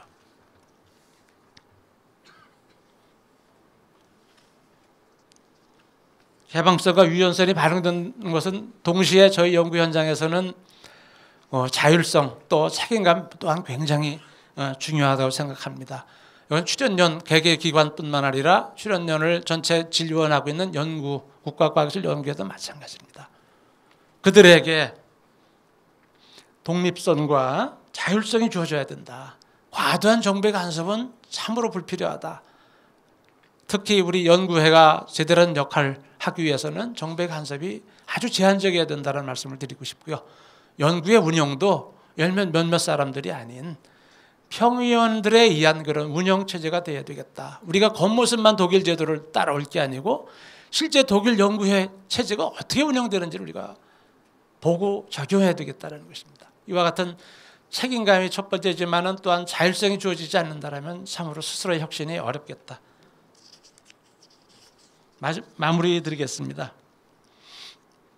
과학기술 철학의 충실한 적용과 전문가 중심의 운영에 따른 그런 선진형 국가 R&D 체계가 전환되어야 되겠다. 이를 위해서는 선순환 체제가 마련이 되어야 되며 두 가지 족쇄는 반드시 풀려야 되겠다. 저희 연구 현장에서는 이와 같은 그런 요구를 대내외 하면서도 스스로 또 깊은 성찰을 하고 있습니다. 과연 그럼 우리가 할 몫이 무엇인가? 작년에는 출연연 혁신 방안이라는 것이 한 1년여의 고민 끝에 발표가 된 바 있고 좀 항목별로 좀 시행이 되고 있습니다. 또 우리 국가과학기술 연구에서 또한 그와 같은 노력들 계속 해 나가고 있습니다. 연구 현장에 다 대다수의 그런 연구자들도 마찬가지로 고민을 하고 있습니다. 이제 앞으로 다가올 20년은 지난 20년과 같은 그런 PBS가 체제가 되어서는 절대 안 되겠다는 말씀을 드리면서 마치도록 하겠습니다. 네, 감사합니다. 네. 네, 감사합니다. 출연연에 대해서 오랜 고민을 하신 분이 상당히 종합적으로 출연연의 어려움에 대해서 혁신이 왜 안 됐는가에 대해서 굉장히 자세하게 말씀해 주셨습니다. 마무리가 잘 51쪽에 여러분들 가지고 계신 자료 51쪽에 잘 정리가 되어 있으니까 참고하시고요. 다음으로는 우리 한국표준과학연구원 부원장 박승남 원장한테 마이크를 넘기겠습니다. 예, 안녕하십니까, 박승남입니다. 제가 오늘 이 자리에 나온 것은 표준과학연구원 부원장 자격으로 나온 건 아닙니다. 사실은 지금 이제 저희 그 연구회 산하 25개 지금 출연 연구소들이 출연연 발전 협의회를 구성해서 지금 지금 출연연의 자기주도 혁신 방안을 마련하고 지금 있습니다. 그래서 나름대로 자기 혁신에 대한 주도적인 노력을 많이 하고 있고요. 현재 이제 제가 3기 위원장을 맡았기 때문에 어떤 그런 책임감을 느껴서 제가 좀 왔고요. 근데 오늘은 제가 어떤 디펜스를 하는 것보다는 여러분 의견을 많이 듣는 그런 자리로 삼으려고 왔지만 몇 가지만 좀 말씀드리려고 합니다. 항상 그 출연연 얘기가 나올 때마다 저도 마음이 굉장히 답답하게 느껴지는 것 중에 하나는 뭐냐면은 출연연에 요구하는 기대가 상당히 다방면의 기대가 있습니다. 어떤 쪽에서는 산업화에 대한 기술 사업화에 대한 도움이 부족하다고 얘기하는 데가 있고, 그래서 국가 성장 동력에 어떤 도움을 주느냐라는 얘기를 하는 분도 있고, 과학기술 혁신에 도대체 뭘 했느냐고 얘기를 하는 부분이 있고, 그다음에 국가 현안 대응에는 뭘 했느냐, 산업 지원에는 뭘 했느냐, 아주 출연연에 다양한 요구를 합니다. 자, 그런데 그러다 보면 출연연 25개 한 개 연구소는 최소한 어느 연구소든지 굉장히 잘못한 연구소가 됩니다. 또 그런데 출연연이 잘해야 된다고 얘기해야 된 출연연의 바람은 모든 연구소가 적용 대상이 되기 때문에 항상 출연연에 소속된 저희로 느낌은 우리는 무조건 잘못했구나, 항상 죽을 죄인이구나, 이런 내용을 굉장히 받습니다. 자, 그런데 최근에 좀 새로운 변화라고 하면은 우리 그 몇 년 전에 나로호 발사 성공했을 때 처음으로 그때 개인적인 느낌입니다만은 그때 처음으로 제가 항우연의 멤버는 아니지만 굉장히 기뻐했고, 그게 우리 정말 다영스러운 일이라고 처음으로, 그때 물론 조금 좀 철이 없었을 때인지도 모릅니다. 과학기술자로서 출연연의 일원으로서 굉장히 동료의식을 느꼈습니다. 저게 실패했을 때는 우리가 전부 다 과학기술계 전체가 비난을 면치 못하겠구나. 그때 처음으로 그런 느낌을 받았고요. 그 다음에 현재는 어떤 상황이었냐면은 다행스럽게도 25개 출연연구원의 부원장들이 최소한 지금 분기마다 한 번씩 모여서 출연연이 앞으로 어떻게 우리가 자기 혁신을 할 거냐에 대해서 고민을 하고 있습니다. 그래서 그 혁신 방안에 대해서는 책자가 이미 마련돼서 배포가 2기 위원장님 때 배포가 됐기 때문에 이게 이미 언론에도 보도가 됐고 나름의 노력을 하고 있다는 걸 먼저 제가 전제로 말씀드리고요. 자, 그러면은 우리의 어려움은 뭐냐면요. 다시 출연연에 여러 가지 기대가 있는데 기대에 다 부응 못하는 연구소가 돼 있는데 왜 그러냐? 저희 연구원의 전관을 한번 봐보시면요. 전관이 구체적이지 않고 분명하지 않습니다. 그래서 출연연을 단일 기준으로 임무와 역할을 구별하기가 되게 어렵습니다. 어떤 일부는 학제로 구분할 수 있겠죠. 무슨 화학연구원, 무슨 연구원, 이렇게 학제로 분류가 가능한 연구원이 있는가 하면은 일부 응용 분야로 얘기할 수 있습니다. 에너지 분야, 또 다른 이런 학제 응용 분야, 그 다음에 종합연구소로 분류되어 있습니다. 그렇기 때문에 이게 상당히 출연연의 임무가 구체화되어 있지 않고 그런 것들을 전관에 명시하고 전관이 지속적으로 개선되면서 발전을 해가야 되는데, 사실 출연연은 정부가 그동안에 필요할 때 새로운 출연연이 만들어졌고, 또 아까 어느 분이 패널 중에서 한번 말씀하셨지만은 출구 전략도 쓰신다고 하셨는데, 그러면 만들어있던 연구원이 필요에 따라서는 출구 전략을 통해서 새로운 연구원으로 개편이 됐든지 변화를 거듭할 수 있도록 정부도 가이드를 해주고, 물론 그 연구원 자체도 노력을 해야 됩니다. 그런 노력이 과연 얼마나 있었는가. 물론 현재 저희들이 자기주도 혁신 방안을 내놓고는 있지만은 저희가 아무리 안에서 알을 깨보려고 해도 필요하면 겉에서 한번 좀 쪼아주는 어미새의 그런 노력, 그런 관심은 반드시 필요하다고 봅니다. 그걸 저희는 사실 타율이라고 보지 않는 거고요. 정말 그건 정부가 애정을 갖고 출연연구소를 설립했듯이 출연연구소가 변화해가는 데 있어서 정말 딱 한 방을 좀 넣어주시면 하는 그런 바람을 제가 가지고 있고요. 이제 그런 관점에서 오늘 그 이민현 박사님이 말씀하신 그 PBS는 반드시 개선돼야 될 걸로 저희도 동의하고 있는 부분이고요. 그다음에 현재 그 오늘 발표한 내용 중에 그 어떤 맥락의 문제가 있냐면 내용이 있냐면 출연연의 그 관련 분야 문제 해결 임무를 우선 부여하고 예산도 부여한다. 이게 사실은 원래 초안에 있던 게 좀 완화돼 가지고 이 새로운 발표 자료에 들어가 있는데 지금 23쪽, 22쪽에 그런 내용이 들어가 있는데요. 저는 사실 이제 그런 걸 할 때 정말 출연연이 그런 일을 해줄 수 있는 주체가 어디가 그런 일을 해줄 수 있을까? 저희들은 사실은 임무가 명확한 연구원이 임무가 명확해지면은 자율적 기획의 권한이 확대되고 그걸 통해서 뭐 일단 그 연구원들이 어떤 한 분야에 대한 책임을 지고 기획에서부터 일단 그 연구비의 집행, 그다음에 성과의 완성까지를 할 수 있다면 굉장히 좋은 거라고 생각을 합니다. 그런 경우에 조금 걱정이 되는 부분이 임무가 명확하고 세분화된 임무를 맡은 출연기관들은 뭐 별 문제가 없어 보이는데 종합 연구를 수행하는 그런 연구소들은 상당히 어려움이 있을 거라는 그런 느낌이 좀 들고요. 그다음에 이게 출연연 전체의 문제를 얘기를 저희들이 하는데 사실은 이 문제, 특히 사회 문제 해결에 관해서는 국가 현안 대응에 관해서는 어떤 얘기들을 할 수 있자면은 이런 얘기를 할 때 그 단위 연구소들도 이미 그런 경험을 가지고 있습니다. 저희 연구원에 한 가지 예를 들자면 저희 연구원은 여러 분야의 기술 분야를 가지고 있습니다. 여러 기술 분야를 가지고 있는데 이 기술 분야를 잘 융합을 해서 국가 현안을 대응할 수 있는 어떤 일을 해보자고 할 때, 그러니까 그래서 코디네이터 같은 거를 지정해서 새로운 그 정부 현안 대응 문제를 해결하고 할 때 굉장히 어려움이 많습니다. 각 그 기술 분야들은 연구 센터들이 존재하고 그 센터들을 가로로 엮어서 정부의 아니 국가의 현안 대응에 대응하는 무슨 일을 하려고 했을 때 단위 연구소 내에서 쉽지 않다는 것을 깨달았고요.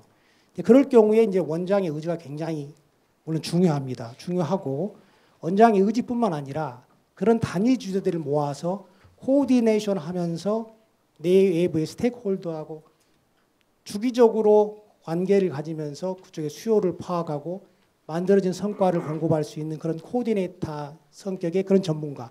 이런 전문가가 굉장히 필요하다는 느낌을 받았고요. 같은 관점에서 이런 단위 연구소 내에서의 이런 역할을 하는 사람들이 결국은 각 출연연구소 25개 출연연구소에 관해서 일을 할 때를 데리고 일을 할 때 물론 그게 연구회가 중심이 될 수도 있습니다. 그럴 경우에 각 출연연구소가 가지고 있는 여러 역량들을 모아서 정말 국가가 원하는 현안 대응의 그 문제를 정확하게 해결할 수 있는 그런 전문가나 그런 과학기술 리더가 굉장히 필요하다고 느낍니다. 그런 리더는 지금까지 단일 연구소에서도 우리들이 보면은 좀 그런 그 학제간 연구를 통해서 길러지는 기회를 갖지를 못했고 이 얘기를 통해서 이런 리더들이 길러진다면은 출연연의 다양한 분야에 있는 전문성을 모아서 국가 현안 대응에 충분히 대응할 수 있다고 생각을 하고 있습니다. 그래서 그런 그때에 우리 이제 연구회가 좀 중심이 됐으면 하는 그런 바람이 있고요. 현재 25개 출연연구소의 출연연 발전위원회 내부에서도 각 출연연이 주요 사업을 통해서 하고 있는 연구들 중에 공통 주제들이 있습니다. 예를 들면은 좀 최근에 양자 컴퓨팅 같은 경우 몇 연구소에서 각자 하고 있는데 이런 주제들을 다시 모아서 출연연 중심의 대응 과제를 만들어 보자는 그런 내부적인 움직임도 있습니다. 그럴 경우에 가장 중요한 것은 그럴 경우에 이제 물론 연구회는 이제 현재 융합 과제 형태로 그런 과제를 지원을 하고 있습니다. 어떤 그런 특별한 한 주제 말고도 다양한 주제에 대해서 정부가 출연연구소에 요구를 하고 적당한 코디네이터를 연구회 통해서 지정을 해준다면 정부를 통해서 수요를 받고 얻어진 연구 성과를 정부에 바로 델리버리하는 그런 역할을 충분히 할 수 있다고 생각합니다. 그다음에 평가에 관해서 조금 한 말씀 올리겠습니다. 그동안에 출연연구소의 평가는 여러분이 말씀하셨지만 상당히 논문 중심의 평가를 해왔던 게 사실입니다. 그건 출연연구소의 역사와 계를 같이 하고 있는 건데요. 초창기에는 출연연구소는 만들어서 연구 성과를 낼 수 있을까를 논문으로밖에 평가를 할 수 없었습니다. 그동안에 논문은 충분히 다 우리가 보여줬습니다. 다 개개인의 연구 성과는 충분하다는 건 다 알았습니다. 자, 그러면은 정말 정부가 원하는, 국가사회가 원하는 게 뭔가를 정확히 파악을 하고 그거를 해결하는 방안으로서의 논문이 돼야 되는데 그렇지 않았습니다. 논문은 논문일 뿐이었고 경우에 따라서는 어떤 현안 대응의 문제는 적정 기술로도 이미 되는 것들이 많이 있습니다. 근데 지금 저희는 어떤 정부의 어떤 현안 대응 요구를 받았을 경우에는 그게 연구 사업비로만 해결하려고 하고 있습니다. 그런 것들을 정말 현안 대응 문제에 있어서 그런 코디네이터 역할을 할 수 있는 누구, 어떤 연구소, 그걸 명확히 임무를 명확히 좀 해주면은 그 뭐 정관에 명시할 수도 있고 연구원의 뭐 여러 가지 방법을 통해서 미션을 좀 더 구체해 준다면은 정부가 원하는 것에, 정부가 필요로 하는 것에 바로 답을 해드릴 수 있을 거라고 생각을 합니다. 그럴 경우에 논문보다는 정말로 국가사회가 원하는 거에 옳은 답을 내는, 비록 적정 기술을 가지고 논문 한 편을 못 쓰는 그런 논문이 될 수도 없는 기술을 가지고도 현안 대응을 했다면 굉장히 좋은 실적이라고 할 수 있어야 되는데 그런 건 잘 실적으로 평가를 못 받는 게 현재의 상황이라 조금 안타깝게 생각합니다. 그다음에 또 한 말씀만 좀 이 자리를 빌려서 말씀드리고 싶은데 4차 산업에 관련된 부분이 저희 그 발표 자료나 최근에 그 매스컴의 4차 산업이 부각되는 거고 저희들이 상당히 좀 우려를, 저는 개인적으로 우려를 합니다. 정부에서도 상당히 어떤 한마디 키워드가 나오면 그게 모든 게 좀 몰입이 되는 그런 게 있는 좀 걱정스러운 게 뭐 예를 들면 이런 겁니다. 4차 산업의 핵심을 이루는 것 중에 하나가 데이터와 사실 어떻게 보면 인공지능이라고 볼 수, 저는 이렇게 보고 있습니다. 그 속에서는 4차 산업은 이론을 필요로 하지 않는 조금 사실 어떻게 멍청한 사실 방법론 중에 하나라고 봅니다. 충분히 많은 데이터로 이론을 해체하는 게 저는 4차 산업의 AI와 데이터라고 보는 겁니다. 다시 말해 그런 무슨 얘기냐면 이건 기술 부분에서 용인되는 건 사실이지만은 이론이 해체되는 방법론이 4차 산업이기 때문에 경우에 따라서는 정말 과학, 사이언스를 하기에는 적합하지 않는 방법론일 수도 있습니다.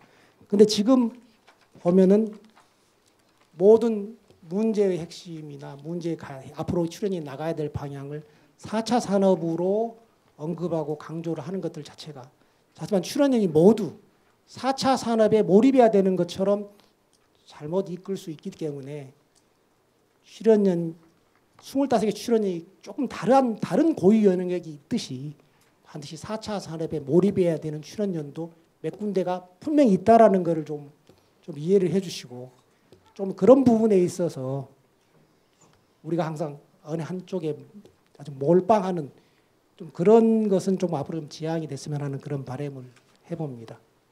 제가 드린 말씀이 이 정도고 혹시 저는 여기서 많이 여러분들이 하신 얘기를 듣고 가서 출연연 발전위원회 부원장님들과 같이 더 노력하면 같이 논의하면서 지속적인 자기 혁신을 해보도록 노력을 하겠습니다.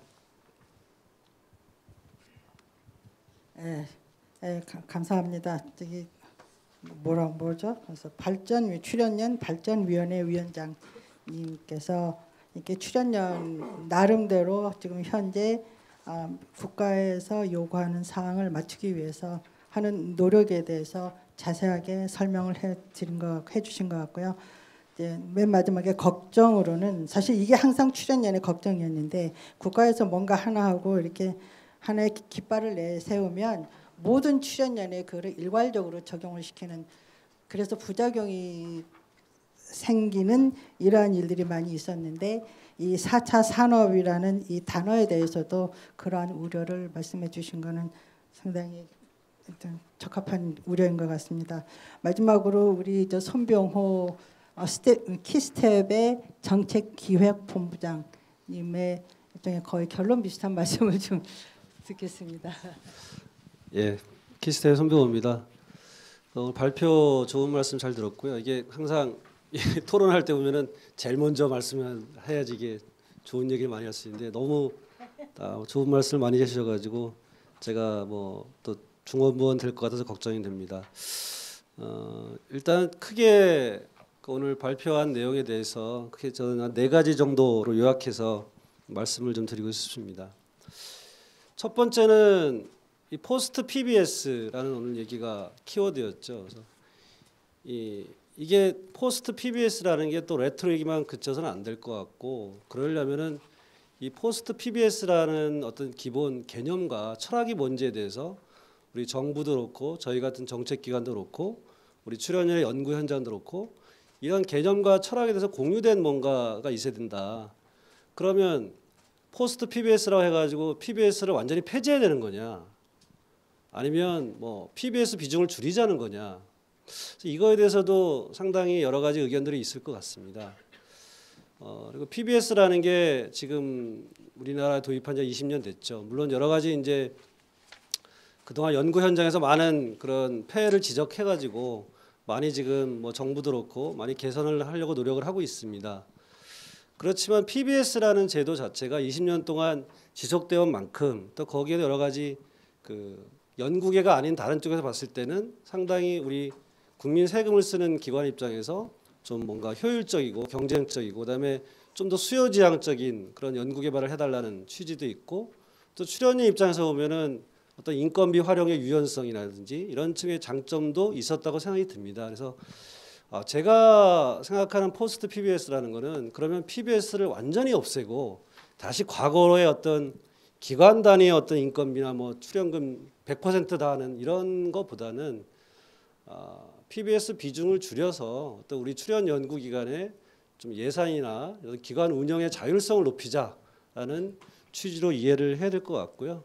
그래서 그런 면에서 보면은 정부에서 계속 관리해오던 그 뭐 관리라는 표현은 그렇지만 계속해서 우리 얘기했던 게 결국은 출연 연구 기관의 전체 인건비 중에서 안정적으로 받는, 그러니까 정부 출연금 비중이 몇 프로 되느냐, 그다음에 기관 전체 총 예산 대비 그 출연금 비중이 어느 정도 되느냐, 이런 게 상당히 이제 어떻게 보면 기관 운영의 자율성이나 안정성 측면에서 상당히 중요한 지표였습니다. 그래서 지난 정부에서도 사실 인건비 비중을 뭐 70%까지 높인다고 해가지고 여러 가지 많이 개선을 했었죠. 그렇지만 제가 파악해 보니까 25개 기관 평균이 한 53% 정도 되는 것 같고요.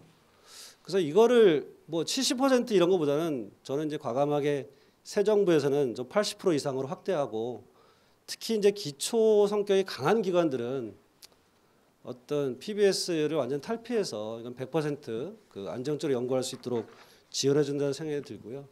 그다음에 인건비보다 더 중요한 거는 사실 기관 예산인데, 지금 제가 파악해 보니까 전체 25개 출연 연구 기관의 총 예산 중에서 정부 출연금 비중이 한 40% 정도 되는 것 같습니다.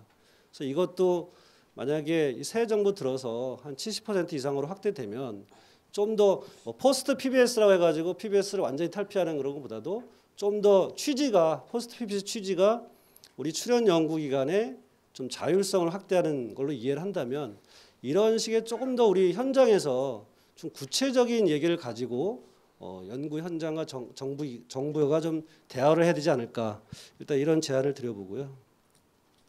두 번째로는 역시 오늘 얘기 나왔던 키워드 중에 새로운 자율과 책임 체계라는 게 있습니다. 무엇보다도 출연 연구 기관에 계신 분들이 가장 강조하는 게 아마 자율성인 것 같습니다. 물론 저도 출연 기관에 근무하고 있지만 이 새로운 자율과 책임 체계 구축이 상당히 중요하다고 생각이 듭니다. 얼마 전에 이제 과총에서 이 새 정부 과기정책 공약에 대해서 설문조사를 했었죠. 우리 과학기술계 분들한테. 거기서 가장 높게 나왔던, 우선순위가 높게 나왔던 그 공약 중에 하나가 자율과 책임의 R&D 생태계 조성이었습니다. 그리고 그 중에서도 특히 출연 연구기관 분들이 제일 바라는 새 정부 정책 아이템이 출연 연구기관을 우리 기타 공공기관에서 빼서 연구개발 목적기관으로 분류를 해달라는 그 공약에 대한 높은 관심이었습니다. 그만큼 우리 연구 현장에서 어떤 이 연구에서 자율성 확보에 대해서 상당히 목말라 계시다라는 것을 저는 많이 느꼈습니다. 그렇지만 지금 연구개발 목적기관을 분류하는 것에 대해서 뭐 지금 이제 법안으로도 발의가 돼 있지만, 이게 연구개발 목적기관을 분류한다는 것 자체로만 그쳐가지고는 실질적으로 출연 연구기관에 바뀌는 변화가 뭐가 있을까라는 걱정이 좀 앞섭니다. 그러니까 연구개발 목적 기간을 바꾼다고 했을 때 연구기관에서 가장 바라는 거는 기관의 예산이나 인력에 대해서 좀 더 플렉서블하고 자율스럽게 활용할 수 있게 바뀌어야 되는데 그냥 기타 공공기관에서 문의만 바뀌는 거 아닐까 이런 걱정이 왔습니다. 그래서 이런 부분에 대해서는 우리 연구 현장에서도 얘기를 하셔야 될 것 같고 정부에서도 앞으로 연구개발 목적 기관을 분류하면서 뭐 소위 말하면 기관 예산을 주는 측면에서도 우리 묶음 예산 같은 거 많이 얘기하고 있지 않습니까? 그러니까 기관장이 좀 더 재량껏 활용할 수 있는 기관고 예산에 한해서 이런 묶음 예산들을 좀 많이 확대하고 또 지금 정원 관리도 기재부가 하고 있는데 이 부분도 좀 더 완화해서 우리 과학기술연구회가 중심이 돼서 우리 출연연구소의 연구 인력에 대한 정원을 관리할 수 있는 그런 체제로 바꾼다든지 그래서 이런 부분도 같이 현장에서 정부에다 계속 말씀을 해주셔야 되는 생각이 듭니다. 그냥 기관 분류만 바꾼다고 될 문제는 아닌 것 같고요. 그래서 이런 부분들도 좀 관심을 가져주시면 좋겠고요. 이렇게 됐을 때 연구기관에 이제 상당히 자율성이 높아진다고 했을 때 그에 따른 아마 책무성에 대해서도 많이 뭐 요구가 될 것 같습니다. 아까 우리 그 박 부원장님 말씀하셨지만 다행스럽게도 이제 출연연구소에서 그 자발적인 혁신 방안을 올해 초에 마련을 했었죠. 그래서 제가 봤을 때는 책무성의 가장 기본은 그 주체의 자체적인 자발적인 혁신과 변화라고 생각됩니다. 그런 면에서 이제 첫 발을 내딛었는데 사실 제가 정책기관에 있지만 이 자발적인 혁신 방안이 지금 어떤 식으로 체계적으로 실행이 되고 있는지에 대해서 잘 모르겠습니다. 그래서 이 부분에 대해서는 좀 더 정부나 우리 정책기관 같은 데 좀 알려주시고 저희도 좀 같이 참여하고 그래서 이게 과연 자체적인 혁신 방안이 얼마나 이렇게 국민들한테 피부로 와닿는지에 대해서 좀 더 우리가 노력을 해야 될 것 같습니다. 제가 세 번째 말씀드린 거는 역시 이제 오늘 제일 많이 나왔던 얘기가 아마 출연연구에 주어지는 임무 재정립인 것 같습니다. 근데 많은 그 국민들이나 뭐 우리 그 출연연을 둘러싼 우리 연구 주체에 대해서 생각하시는 그 출연연의 임무는 그러니까 소위 말하면 내셔널 어젠다라고 하죠. 국가적인 어젠다 해결을 위한 어떤 대형 융복합 연구를 해달라는 게 출연연의 우리가 많이 던지는 미션이 아닐까. 그럼 내셔널 어젠다가 뭐냐에 대해서는 뭐 아까 뭐 4차 산업혁명이다 아니다 이런 얘기가 있지만 어떤 새로운 뭐 우리 미래 먹거리 창출하고 또 국민들이 느끼는 여러 가지 아까 뭐 미세먼지나 뭐 재난재해나 여러 가지 사회 문제 해결 등 이런 것들을 위해서 어떤 특정 대학이나 어떤 한 연구체에서 할 수 없는 것들을 우리 출연연구소가 어떤 대형 융복합 연구를 통해서 이런 국민들의 그 기대에 부응하는 그런 게 아마 출연연구소의 앞으로 중장기 미션이 될 것 같은 생각이 듭니다. 그래서 이 부분에 대해서 자발적인 혁신 방안에서도 여러 가지 좋은 안들이 제시가 되었다고 생각됩니다. 뭐 크게 보면 이제 프론티어형 연구와 뭐 문제 해결형 연구 이런 식으로 중장기형 연구를 강화한다고 제시가 됐었고요. 그걸 위해서 필요한 여러 가지 코디네이터라든지 뭐 책임 전문가를 도입한다든지 여러 가지 제도도 있었는데 이런 부분들이 출연연 스스로 만들어낸 이런 부분들이 실질적으로 체계적으로 빨리 실행이 돼야지만 이런 모습들을 보여줄 수 있을 것 같습니다. 그리고 진짜 융합 연구가 되려면 사실은 진정하게 인력 교류가 돼야 되는데 그러니까 출연연 간의 벽을 허물고 뭐 출연연 공동연구센터 설립한다는 안도 있었지만 과연 출연연 간의 그 인력 교류가 활발할 수 있는 제도적인 장치가 돼 있느냐. 그러니까 이 부분에 대해서 우리 연구회나 출연연구소에서 어떤 방안들이 있는지 저는 사실 궁금합니다. 그래서 이게 안 되면은 사실 융합 연구가 무늬만 융합이지 않을까 또 이런 걱정이 앞서서 말씀드리고요. 마지막 네 번째는 그 사람 중심 과학기술 얘기를 하고 싶습니다. 이번 정부의 키워드가 아마 사람 중심 과학기술 정책인데 역시 우리 출연연구소에 계신 분들도 연구자분들도 그걸 연구도 사람이 하는 거 아니겠습니까? 근데 너무나 지금까지 정부 정책이 우리 출연연에 계신 연구원들 어떤 그 사람 그 연구원들을 중심으로 두고 생각하는 정책이 좀 부족하지 않았나. 특히 이제 출연연구소의 지금 연구 인력들이 상당히 고령화가 빨리 진행이 되고 있습니다. 저희 키스트에서 연구를 해보니까 25개 출연연구소 연구 인력 평균 연령 한 44세 정도 되는데 최근 5년, 10년 사이에 50대 이상 연구원들이 엄청나게 급속하게 증가하고 있습니다. 평균 연령으로 보면은 뭐 크게 문제될 것 같지는 않지만 앞으로 5년, 10년 뒤에는 엄청나게 젊은 인력들이 계속 유입되지 않으면 상당히 고령화될 수 있다는 거죠. 고령화가 꼭 뭐 생산성이 떨어진다는 나쁜 의미는 아니지만 여러 가지 이슈가 될 수 있을 것 같습니다. 그래서 결국은 이런 출연연구소의 어떤 고령화 대비 한 여러 가지 인력 정책이 상당히 마련돼야 된다. 그래서 정규직 연구원들을 대폭 확대하는 정책이 필요하고요. 다행스럽게 이번 정부에서는 또 일자리 강조하고 우리 또 연구원 뭐 안정적인 연구원 일자리도 많이 만든다고 하니까 이런 부분들도 좀 관심을 가져야 될 것 같고요. 또 뭐 여러 가지 다양한 제가 하나 제안드리고 싶은 거는 뭐 이번 정부의 공약 중에서 뭐 신진 연구자들의 어떤 안정적인 일자리 창출을 위해서 무슨 과제에 기반한 테뉴어 제도를 도입한다는 그런 공약이 있습니다. 그래서 이런 부분도 아마 좀 연구회가 중심이 돼서 우리 출연연구소에서 뭐 내셔널 리서치 펠로우 제도 같은 걸 만들어서 신진 연구 인력들을 그 일본의 릿겐처럼 뭐 5년 10년 정도 이렇게 정규직으로 임기가 있는 정규직으로 채용해서 이런 부분들을 좀 제안을 하시면 아마 이 새 정부에서는 정책으로 받아들일 가능성이 높다. 그래서 이런 부분도 좀 고민을 했으면 좋겠고요. 그다음에 사실 이제 저도 출연연구소에 있지만 이게 사실 약간 셀피시하게 보일 수 있지만 이번 정부에서 상당히 사람 중심을 강조하기 때문에 우리 그 우수연구원 정년 연장 확대와 함께 우리 정년 환원 문제에 대해서도 좀 같은 목소리를 내야 될 것 같고요. 이거를 뭐 한꺼번에 그 65세까지 살아나기 어려우면 최소한 우리 임금 피크제 하면서 사실은 2년 동안 임금 피크제 하면서 다른 공공기관들은 정년이 연장되면서 임금 피크가 되는데 저희 출연기관들은 정년 연장 없는 임금 피크제에 대해서 이 부분도 최소한 2년 정도는 먼저 연장을 하고 그 후에 또 사회적인 합의를 거쳐서 체계적으로 더 연장해가는 이런 것들도 좀 구체적으로 제안을 하는 게 좋지 않을까 이런 말씀으로 마무리하겠습니다. 감사합니다. 손 박사님 이렇게 정책 전공하신 분답게 우리 이제 이민영 박사님 발표 자료들 상당히 종합적으로 그 뭐죠 이렇게 보완되어야 될 점까지 잘 말씀을 주셨습니다. 이 자료를 너무 자세히 잘 써가지고요. 마지막에 자료를 보시면 말씀하신 게 잘 정리된 것 같고요. 지금 이민영 박사님 말씀하시기 전에 플로어에서 제가 두 분만 지금 시간이 여기 20분이면 나가줘야 되거든요. 두 분만 말씀을 듣고 우리 이민영 박사님의 종합적인 말씀을 듣도록 하겠습니다. 플로어에서 발표하실 분요. 예, 우리 저 김 원장님. 예.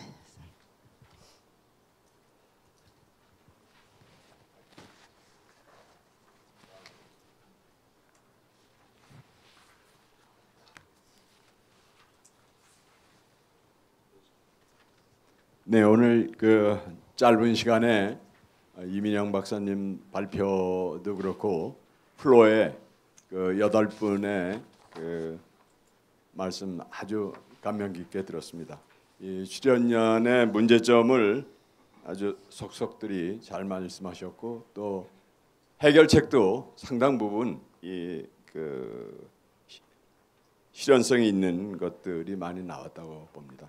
제가 좀 질문을 드리고 싶은 것은 사실은 저희 나라의 지난 9년 동안 사실은 그 과학기술 분야가 출연연만이 아니라 국가 전체로 상당히 그 퇴보한 감이 있을 정도의 그런 행태를 보여왔던 게 사실인데 사실 지금부터라도 저는 우리 출연연이 6조 이상의 R&D 펀드를 쓰고 있죠. 그렇고 또 어떻게 보면 국가적으로는 대표적인 그런 연구기관인데 앞으로 출연연의 그 혁신을 통해서 이 우리나라의 미래 먹거리는 물론이고 사회적인 문제를 해결하는데 큰 일익을 담당해 주실 거를 부탁드리면서 사실은 제가 이 해결책을 한 가지 연구를 해 보십시오 하는 그 제안을 드리고 싶습니다.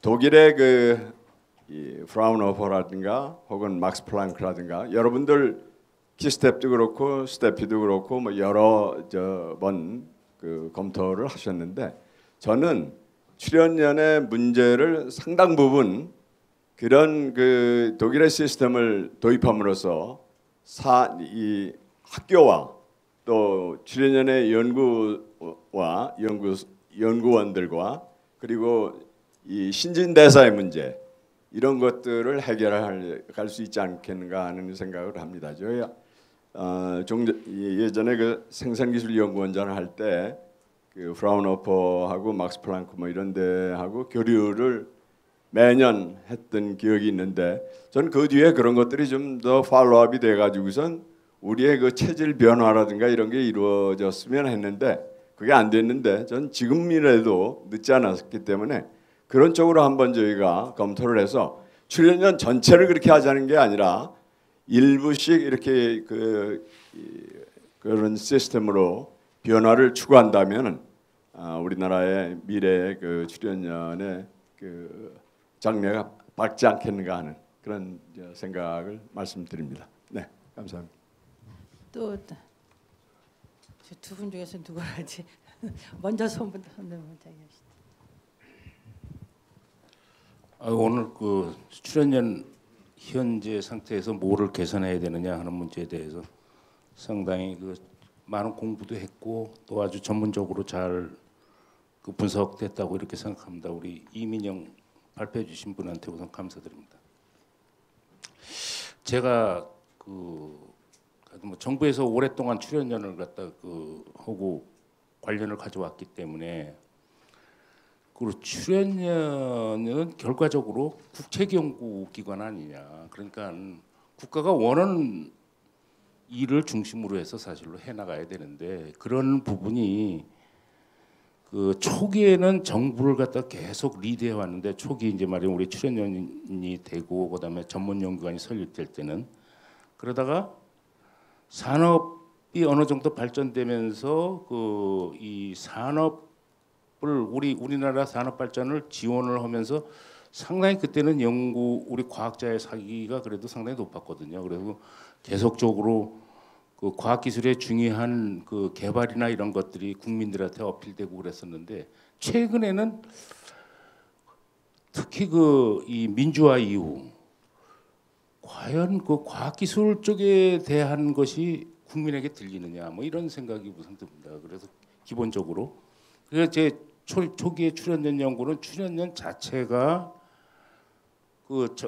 자기 임무를 정하고 브레인스토밍을 해서 정부와 협의해 가지고 사실로 그 일을 해왔는데 뒤로 갈수록 출연연 기관장이나 출연연 자체는 자체 인건비 확보라든가 또는 그 노사 문제라든가 이런 데 매몰되고 연구 기능 같은 것들이 그 국민에게 하나도 좀 어필되지 않는 것 같은 그런 그 생각을 갖습니다. 그래서 그리고 사실로 우리나라 연구의 중심이 출연연구원이라고 보는데 상대적으로 대학 쪽의 기능은 커지고 기초가 커진 데 비해서 출연연은 그 자리에 있는 거 아니냐. 인원이나 뭐 연구라든가 또는 성장 동력 부분에 있어서도 상당히 그 국가가 요구하는 것 같아 제대로 미투하지 못하고 있다 이런 생각을 좀 합니다. 그래서 이런 것들이 정부에 휘둘리는 부분도 있지만 그 출연연이 좀 이렇게 그 개별적으로 움직인다기보다는 통합적으로 좀 이렇게 그 이제는 민주화 이후에 우리 그 사회가 상당히 다양화되고 그랬으니까 자기 목을 자기가 찾아야 된다. 그러려면은 하나의 연구소로서 아마 이거는 대응해야 될 게 아니라 전체적으로 뭐 국회고 어디 가서 통합적인 의견을 막아가지고 반영을 해야 되는 거 아니냐 이런 생각도 좀 합니다. 그리고 특히 사실로 PBS가 이게 경제기획원 예산 당국에서부터 시작됐는데 경제부처의 그 어떤 그 이 경제 관련의 시스템 이쪽에서부터 어느 정도 독립적인 정체성을 좀 과학기술이나 연구개발에 맞는 정체성을 가지고 할 수 있도록 정부 자체도 좀 바꿔줘야 되는데 그런 부분에 대해서 우리가 한번 생각을 해봐야 된다. 그리고 그 민주화 이후에 그것도 산업화 이후에 과학기술 사기가 굉장히 저하됐는데 사실로 저 출연연구기관의 연구원의 사기는 우리 과학자들의 그 이 사기의 리트머스 시험지라고 저는 생각합니다. 거기서부터 모든 얘기가 되고 그것이 과학계 전체로 연결되고 또 이공계 기피 현상으로도 연결됐고 뭐 이랬는데 지금 그 대학 교수와의 차이 아마 여기 아마 그 우리 대학 교수님들도 와 계시고 그런데 우리 연세대학교 생명과학부 교수님 지금 출연연구원에서 가서 일을 하면 허겠습니까? 대학 교수가 훨씬 더 좋죠. 여러 가지 여건이. 그러니까 출연연에서 대학으로는 안 갑니다. 대학에서 대학에서 출연연으로는 안 가요. 그러니까 출연연에서는 대학 가는 것이 어떤 의미에서 상당히 그 하나의 염원일 수도 있다. 지금 이 분위기가. 근데 R&D의 중심지가 국책연구기관에 있다고 생각한다면은 우리 그 정부는 국책연구기관에 집중적인 연구비를 줘서 거기서 대형 연구 과제들을 이렇게 국가적으로 필요한 국가 성장 동력이든 국가의 안보든 여러 가지 관점에서의 이 과제를 대형 과제를 만들고 그거를 대학이나 아니면 산업체와 같이 할 수 있는 제가 그 옛날에 일본의 제리에 보니까 제리의 그 협력 기관이 한 2,000개 되더라고요. 그러니까 제리에서는 우리나라 출연 연구기관은 연구비 받아갖고 자기네가 다 쓰는지 모르겠는데 거기가 중심이 돼서 큰 프로젝트에 대한 기획이 되고 그 어떤 이 개발이 되고 그리고 그것에 산업이나 아니면은 대학이 연결되는 특히 대학의 기초연구 과학자들 많지 않습니까?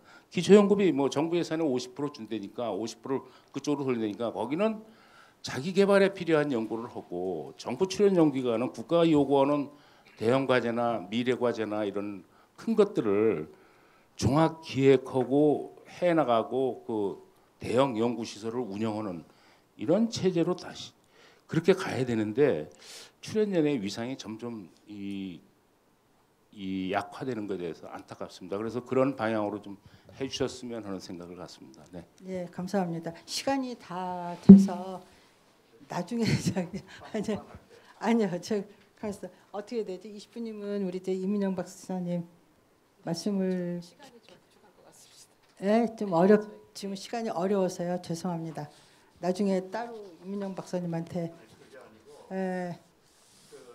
제가 그러면 30초만 할게요. 예. 제가 여기 나와서 말씀하신 분들 이야기가 상세하고 정확하게 표시한 게 많은데 제가 1960년도에 원자력 연구소 들어가서 지금까지 왔으니까 출연 연구 기간이 어떻게 흘러온 것은 제가 체질적으로 다 알아요. 근데 너무 디테일하게 쳐다보는 바람에 진짜 가야 될 방향이 분산돼 버린 거예요. 제가 볼 때는 출연 연구기관은 딱 방향 하나뿐이 없어요. 하나는 출연 연구기관이니까 국가나 국민이 해달라는 거 해주고 그 다음에는 10년, 20년 앞을 보고 뭐 하나 씨를 뿌리는 거예요. 딱 두 가지 하면 돼. 원자력 연구소가 지금 송철화 박사가 왔지만 그건 성공적인 연구소. 제가 있어서 그런 게 아니고 왜냐하면 표준 원전이나 기타 등등이 15년, 20년 전에 시작을 한 겁니다. 그러니까 현재 원장은 옛날 원장이 해놓은 것을 덕을 보는 거예요. 자기는 미래를 하는 거. 그러니까 그건 책임지고 하세요. 연구원에서. 그러고 그 나머지는 이제 국가가 책임지고 뭐 하라는 거 하시고. 근데 제가 지금 말을 하려고 한 게 제가 오늘 듣고 보니까 정말 제가 사과를 드리고 죄송하다고 생각하는 게 제가 처음에는 PBS를 이야기한 게 아니라 그때 화학이니 뭐니 우리 정강 원장 아시지만 민영화하라고 그래서 그거 벗어나려고 MBO 그죠 매니지먼트 MBO 개념을 여기다 집어넣자 그래서 집어넣은 게 결과는 PBS라는 이름으로 달라지고 나오는데 시초 아이디어를 낸 사람으로서는 오늘 이야기를 들어보니까 상당히 좀 죄송하다고 사과를 드려야 될 것 같습니다. 예, 감사합니다. 더 말씀하시고 싶은 분이 많으신데 우리가 장소 시간이 한정이 돼 있어가지고 근데 마지막으로 이민영 박사 발표자의 말씀을 듣지 않을 수가 없기 때문에 이민영 박사님께서 말씀을 해주시고 그것으로 끝내도록 하겠습니다. 네, 저희 당초에는 좀 이 출연료 문제를 좀 더 토론식으로 좀 이렇게 좀 해보자라고 하는 취지였는데 시간 안배가 좀 잘 안 된 것 같습니다. 간단히 말씀드리면은 많은 분들이 아마 출연연에 대한 어떤 필요성 내지는 또 우리가 또 어느 정도 지금 수십 년간의 역사성을 갖고 있기 때문에 기본적인 애정도 갖고 계시다고 저는 생각을 합니다. 근데 이제 지금 이 시점에서 이제 이 국가적으로 필요한 존재이냐라는 그런 측면에서도 굉장히 비판을 받고 있기 때문에 이제 정말 우리가 출연료 문제는 심각하게 받아들여야 될 때가 아닌가라고 생각을 하고요. 그리고 저는 이 상태에서 저는 출연료는 만약에 더 무너진다면 저는 희망이 없다고 보거든요. 그래서 이 혁신이 더 이상 지체되지 않는 것이 필요하다라고 보고요. 그래도 우리 출연연구기관에 아직은 실력자분들이 굉장히 그러니까 계시다고 저는 보기 때문에 그런 분들이 사실은 일으킬 수 있는 힘이 되기 때문에 그런 분들이 계실 때 새로운 어떤 그 혁신의 실마리를 마련하는 것이 필요하다고 보고, 제가 한 가지만 더 말씀드리고 싶은 게 아까 어떤 분이 왜 연구의 얘기는 안 하냐고 막 이런 얘기 하셨는데 제가 봤을 때는 출연연구기관 연구원들이 어떤 혁신의 의지는 다 있다고 봐요. 근데 이제 그거를 끌어내는 어떤 지금 힘이 없다고 보거든요. 그런데 물론 이제 부원장님들이 이제 그 모임도 있으시지만은 저는 연구회 차원에서 개별 연구기관이 아니라 연구회 차원에서 전체 연구기관이 참여하는 정말 출연연 브레인들이 모이는 그런 그 조직을 좀 만들었으면 좋겠어요. 그래서 그런 조직을 통해서 제대로 된 이 출연연 전략과 그 다음에 이 방향 이런 것들이 나오는 그런 것들을 한번 시도해 보시는 게 지금 필요치 않나 이렇게 생각합니다. 이상입니다. 예, 감사합니다. 오랜 기간 끝까지 남아주셔서 감사합니다. 네, 이상으로 토론회를 마치도록 하겠습니다. 감사합니다.